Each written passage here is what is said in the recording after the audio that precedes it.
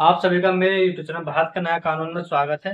आज हम पढ़ने वाले हैं भारतीय न्याय संहिता अध्याय 5 जो धारा 63 से लेकर 99 तक है, जो ये वाली बात बताता है कि महिला और बालक के विरुद्ध जो अपराध हैं वो इस अध्याय के अंदर हम उसे पढ़ेंगे।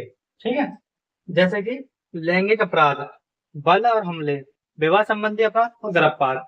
अब आपको समझ में आ रहा होगा कि बल और हमले तो अलग भी है। इसमें हमारे जो बीएनएस में बल और हमला अलग भी दे रखा है, लेकिन ये जो बल और हमला है ये महिलाओं के या बालकों के प्रति होता है। इसमें क्या है, जैसे कि पहले हम पढ़ेंगे लैंगिक अपराध। लैंगिक अपराध जैसे बलात्कार है, रेपिड वाले केस सेक्शन 63 पहले 76 और उससे हटके 63 पढ़ते हैं। और 64 में हमारा दंड है। क्या है? दंड है तो 10 साल से अबव है। ठीक, 10 साल से अबव।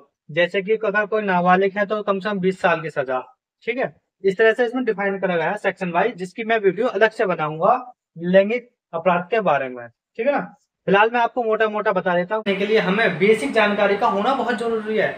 आप ये वाली गलती मत करना जो और दोहराते हैं कि क्या करते हैं वो सेक्शन वाइज रट्टा मारना शुरू कर देते हैं, ये सेक्शन इसका, ये सेक्शन इसका। नहीं, आपको ऐसे नहीं करना, टॉपिक वाइज पढ़ना है। अगर आप ऐसा पढ़ोगे कि इस तरह से तो आप कभी नहीं भूलोगे किसको, सेक्शनों को, कि ये सेक्शन हमारे 63 से लेकर 99 तक किसमें लेके हैं, महिला और बालकों के विरुद्ध हैं। अगर आपसे कभी भी कोई क्वेश्चन पूछता है कि भाई ये सेक्शन कौन सा, 65 कौन सा, तो आप लगा सकते हो भाई महिला और बालकों के विरुद्ध है। तो आप कह सकते हो महिला और बालकों के विरुद्ध है अपराध, आप एक कॉमन जवाब दे सकते हो। बेशक सामने वाला पूरा संतुष्ट ना हो पाए, लेकिन इतना तो संतुष्ट हो जाएगा कि वो कॉमन सवाल है।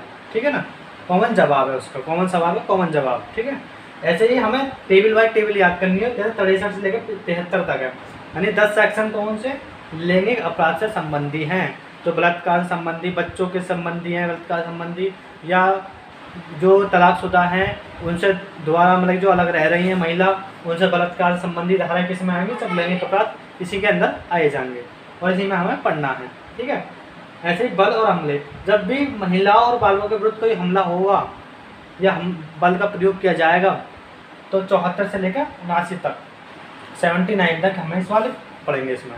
ठीक है ना, 74 लज्जा भंग करना और 75 लैंगिक उत्पीड़न।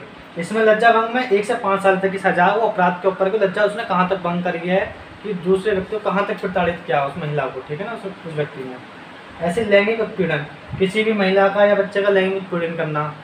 ठीक है ना, ऐसे विवाह संबंधी अपराध, विवाह संबंधी अपराध जैसे कि 498 पहले थी हमारे 498 दहेज प्रथा।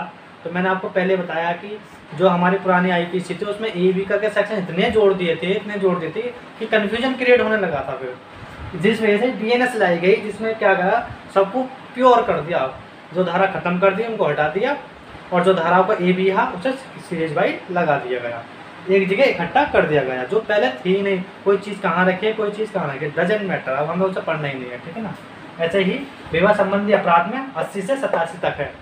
ठीक, दहेज प्रथा के केसेस हैं, अगले जो केसेस पढ़ेंगे विवाह संबंधी उनकी जो पढ़ेंगे 80 से 87 तक पढ़ेंगे।